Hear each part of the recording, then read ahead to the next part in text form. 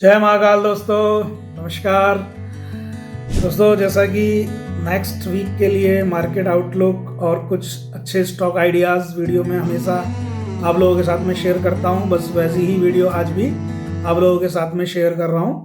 Please ज़्यादा से ज़्यादा चैनल को सब्सक्राइब कीजिए, उत्साहवर्धन कीजिए, ताकि आगे भी मोटिवेशन मिलता रहे और मैं आप लोगों के साथ में अपने अच्छे स्टॉक आइडियाज़ और मार्केट आउटलुक को लेके आता रहूं।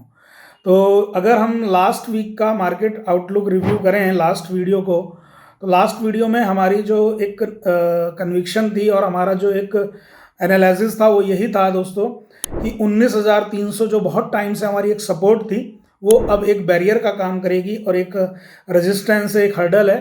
तो 19,300 के ऊपर बाजार पूरे हफ्ते नहीं निकल पाया। हालांकि कोशिश करी फ्राइडे को, और फ्राइडे को मैंने टेलीग्राम व्हाट्सएप पे अपडेट भी किया था।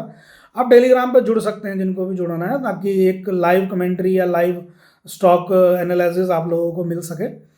तो 19,300 के ऊपर क्लोज करता अगर मार्केट फ्राइडे को, तो आज मेरे शब्द कुछ और होते बाजार के लिए, और लेकिन अभी मेरे शब्द वही हैं कि अभी 19,300 एक हर्डल है।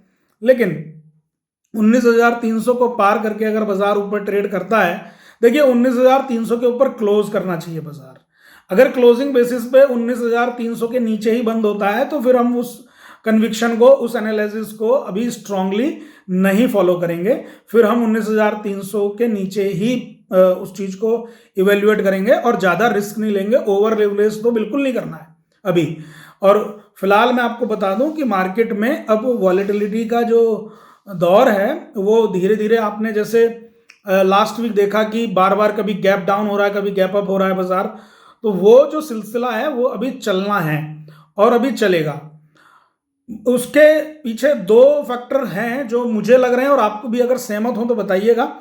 वो दो फैक्टर दोस्तों ये हैं, एक तो फेस्टिवल सीजन है ही, और आज भी एक फेस्टिवल है।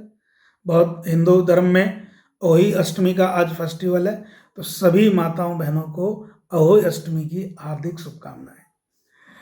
तो जैसा कि फेस्टिवल्स, और दूसरे नंबर पे 5-5 राज्यों में, 5 स्टेट्स में इलेक्शंस, और आजकल इलेक्शन को भी, स्टेट इलेक्शंस को भी स्टॉक मार्केट तवज्जो देने लगा है।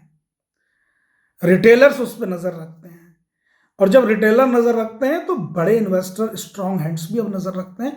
पहले उस तरीके का माहौल नहीं होता था बाजार में, लेकिन अब इतना ज्यादा सेंसिटिव हो चुका है मार्केट। हालांकि है ही सेंसिटिव मार्केट स्टार्टिंग से, इसीलिए उसका नाम सेंसेक्स है, ठीक है, सेंसिटिव इंडेक्स। तो सेंसिटिव इंडेक्स है, सेंसेक्स है, तो इसीलिए इतना सेंसिटिव अब हो चुका है बाजार कि हर चीज के ऊपर नजर रखना स्टार्ट कर दिया उसने। मतलब मार्केट में क्या हो रहा है, कहाँ इलेक्शंस हैं, इन सब के ऊपर भी। तो ये दो फैक्टर हैं जो मार्केट की वॉलेटिलिटी को बहुत ज्यादा बढ़ाएंगे।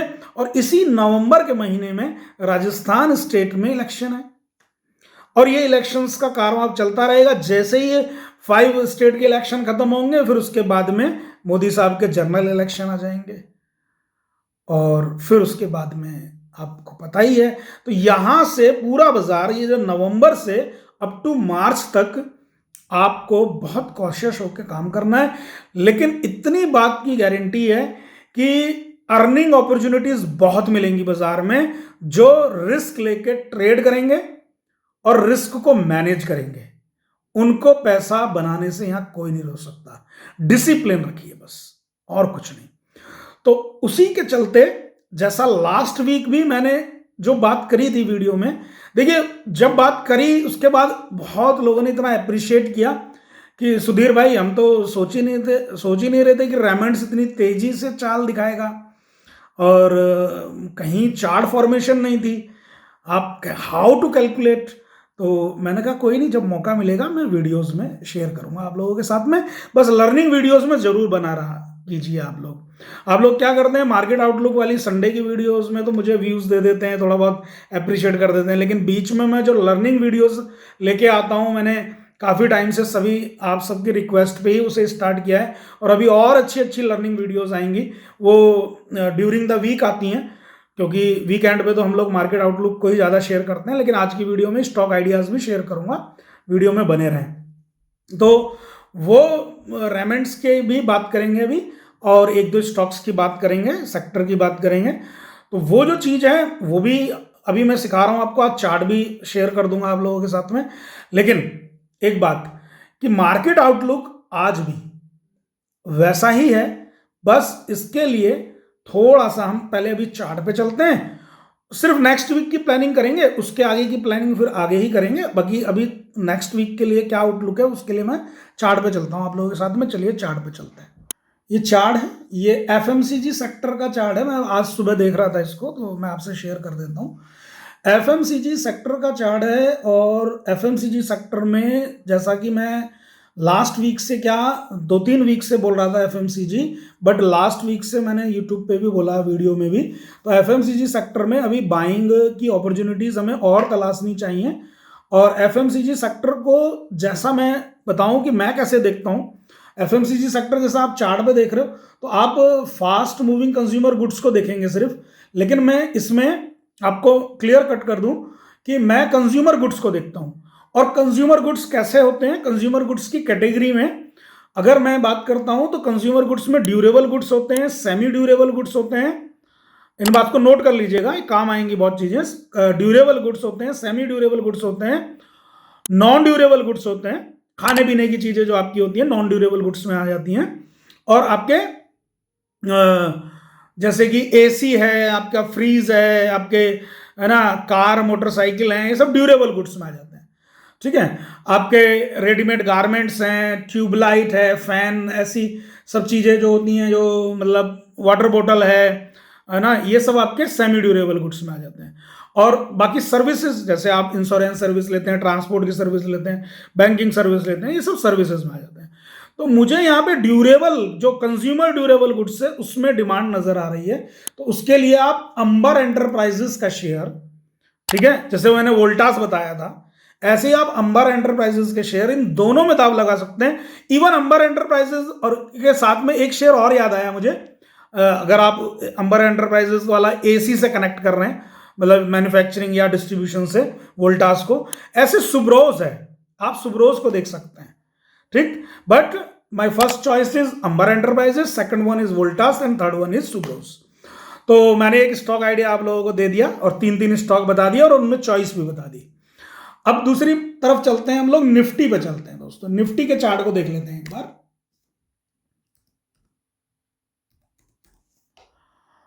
चलिए निफ्टी का चार्ट देखते हैं। ये निफ्टी में हम क्या कर रही है निफ्टी, ये है निफ्टी का चार्ट। अभी लास्ट वीक मैंने ना टेलीग्राम पे भी आपको डिस्कस किया था ये ट्रेंड लाइन का, और पूरी उम्मीद थी कि ट्रेंड लाइन के ऊपर बाजार खुलेगा। तो फ्राइडे की मॉर्निंग में मैंने बोला था, और ये देखिए ट्रेंड लाइन के ऊपर ही बाजार खुला, लेकिन बाजार ने उतनी स्ट्रेंथ नहीं दिखाई। अभी ये जो मेरा सेटअप है इसमें मैंने निफ्टी का चार्ट लगाया है, और यहाँ पे जो आप देख रहे हैं इधर एक वर्टिकल लाइन है चार्ट के अलग, ये वॉल्यूम्स की है दोस्तों मेरी। तो मैं वॉल्यूम्स को ना नंबर में ज्यादा रीड करता हूं बनस्पत ये जो नीचे हिस्टोग्राम आप देख रहे हैं। तो ये हमारा निफ्टी है, और निफ्टी में 26 अक्टूबर को ही मैंने एक बात लिखी थी कि मार्केट ओवरसोल्ड जोन में है, और उस वक्त हम यहाँ पे थे। ये 25 अक्टूबर है, ये 26 अक्टूबर की कैंडल है 27 की, और 25 को जब बंद हुआ था मार्केट तो तभी मैंने ये एनालाइज किया था। उसके बाद से थोड़ा मार्केट ने ऊपर की स्ट्रेंथ दिखाई है, लेकिन मार्केट में एक रेजिस्टेंस जो मैं बोल रहा हूँ 19,300 पे हमें मिलेगी। तो ये 19,300 की रेजिस्टेंस कायम है। 19,300 के ऊपर क्लोज करके जब मार्केट ऊपर ट्रेड करेगा, बशर्ते 200 पॉइंट बिल्कुल तेज मिलेंगे, उसके लिए आप बिंदास ट्रेड कर सकते हैं 19,300 का एसएल डाल के, और टारगेट होगा हमारा 19,500 तक। ये हमारा टारगेट होगा, ठीक है, 19,500 तक। ये चार्ट पे मैं आपको दिखा रहा हूं, 19,500 तक का हमारा टारगेट होगा यदि 19,300 के ऊपर निकलते हैं हम। तो अगर हम 19,300 के ऊपर नहीं निकलते हैं और मार्केट यहीं पे जिगजैग फॉर्म करता है, तो एक बात पे ध्यान रखना, ये जो लेवल है 26 अक्टूबर वाला, इसका जो लो है, ये लो नहीं टूटना चाहिए। अगर ये लो टूटता है तो हम एक बार 18,600 18,400 को देख सकते हैं, और अगर ये लो नहीं टूटा और इसी लो के पास दूसरा लो बन गया, तो मैं एक बोल्ड स्टेटमेंट बोलने जा रहा हूं, ध्यान रखना। फिर उसके बाद वैसी ही तेजी होगी बाजार में जैसी कि ये वाली तेजी आप देख रहे हैं मार्च से लेके अब तक हुई थी, सितंबर अक्टूबर तक। मार्च से लेके जो सितंबर तक की रैली थी वैसी ही रैली अगर यहां पे दोबारा से एक बार बॉटम बनाता है बाजार और वहां से फर्दर 19,300 को काट के आगे चलता है, बहुत अच्छी ट्रेन मिलेगी जो आराम से आपको बढ़िया फर्स्ट क्लास एसी में सफर कराएगी। तो इस बात का ध्यान रखना है। ये निफ्टी के लिए कैलकुलेशन थी मेरी। अमर एंटरप्राइजेस को मैंने बताया आपको। अच्छा, लास्ट वीक मैंने ये बोला एएमसी स्टॉक्स भी। अब एएमसी स्टॉक में बोला ये एएमसी स्टॉक कौन से?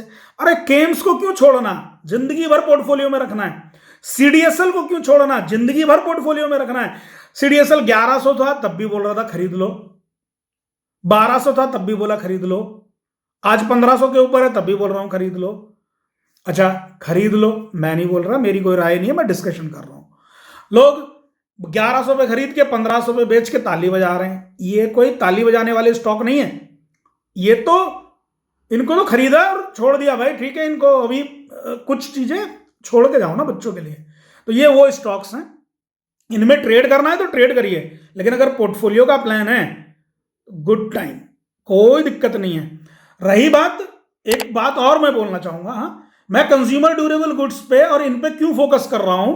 क्या सिर्फ चार्ट देख के फोकस कर रहा हूं? नहीं, चार्ट तो आपके सामने है। चलिए मैं क्यों फोकस कर रहा हूं, मैंने पढ़ा इनका EPFO data, employee provident fund organisation के डाटा को अगर आप पढ़ेंगे तो एम्प्लॉयज की वेजेस में भी इजाफा हुआ है, इंटरेस्ट रेट में भी इजाफा हुआ है, रिजर्व में भी इजाफा हुआ है। ये इस बात को दर्शाता है कि कंज्यूमर्स की पर्सनल डिस्पोजेबल इनकम बढ़ रही है, और जब कंज्यूमर की पर्सनल डिस्पोजेबल इनकम बढ़ती है तो जरूरतमंद की चीजों के बाद में वो अपनी थोड़े से लग्जरियस लाइफ की तरफ शिफ्ट होता है, जो मुझे चार्ट पे दिख रहा है और जो मुझे डाटा में दिखा। तो पहले डाटा बताता है, उसके बाद चार्ट भी बता देता है, हाई कन्विक्शन हो जाती है, स्टॉक्स के अंदर डिमांड आने लग जाती है। मैं आप लोगों के साथ शेयर कर लेता हूं और आप मुझे अप्रिशिएट करते हैं, इसलिए मैं हर वीक आके आपको शेयर करता हूं। चैनल को प्लीज लाइक करें, सब्सक्राइब करें, ठीक है। तो सीडीएसएल देखिए, सीडीएसएल के चार्ट को भी देख लेते हैं जरा, अगर मिलता है। सीडीएसएल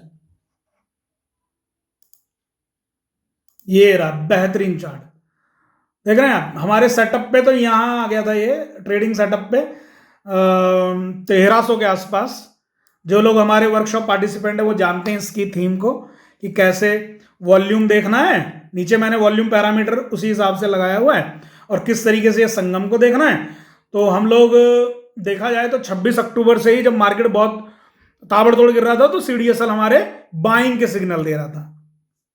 और आप देखिए, अगर हम देख रहे हैं तो 5-6 ट्रेडिंग सेशन में ही 1300 से 1560, 200-250 पॉइंट मिल गए, और क्या चाहिए। ऐसा ही सेटअप रेमेंड्स में मिला, वहां भी कर लिया। ड्रीम फ्लॉक्स दिया था आपको, ड्रीम फ्लॉक्स वहां पे सेटअप मिला, वो भी कर लिया। तो इस तरीके से ये, और सीडीएसएल तो लॉन्ग टर्म के लिए चार्ट एकदम तैयार हो चुका है, अब तो इसमें कोई बुराई नहीं है।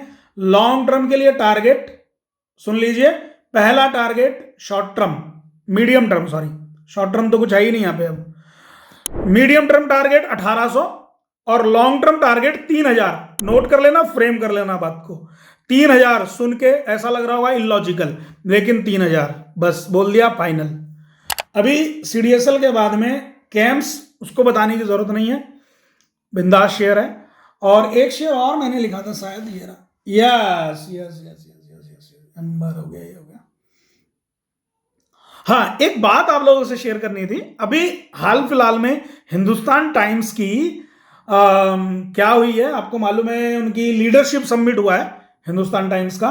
उसमें प्रधानमंत्री, जो ऑनरेबल प्रधानमंत्री जी हैं नरेंद्र मोदी जी, उनको बुलाया गया, और मोदी जी ने एक हिंट दिया कि इस बार हिंदुस्तान टाइम्स की थीम है बियॉन्ड बैरियर्स, यानी कि 2024 के इलेक्शन के बाद यदि हम लौटते हैं तो बियॉन्ड बैरियर्स सरकार काम करेगी। ऐसा मतलब एक हिंट दिया। तो इसका मतलब समझ लीजिएगा कि ऐसी बहुत चीजें होने वाली हैं अगले 5 साल में, जो कि हम चाह रहे हैं और जिनकी कल्पना ही सिर्फ कर रहे थे, और वो हमें देखने को मिलेंगी।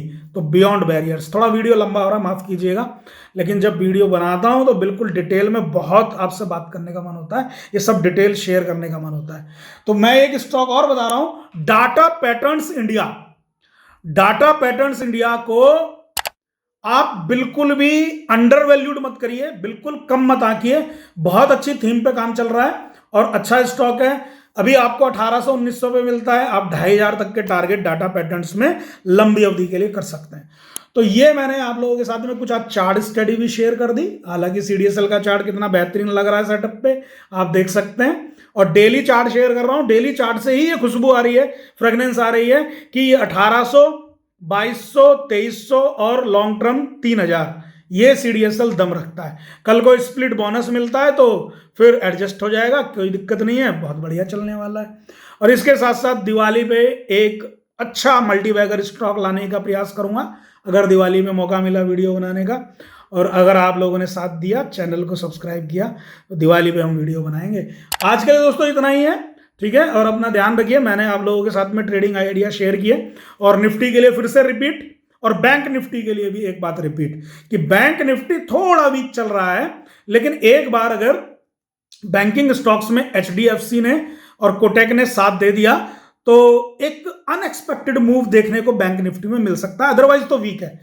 और निफ्टी के लिए फिर से वही दोबारा लेवल दोहराऊंगा, 19300 का रेजिस्टेंस पार करने के बाद 19500 अगला टारगेट। 19300 के नीचे हम नीचे जिगजैग करते रहेंगे 18800 का एक मेजर सपोर्ट के साथ में। बस आज के लिए इतना ही, इजाजत दीजिए। जय महाकाल।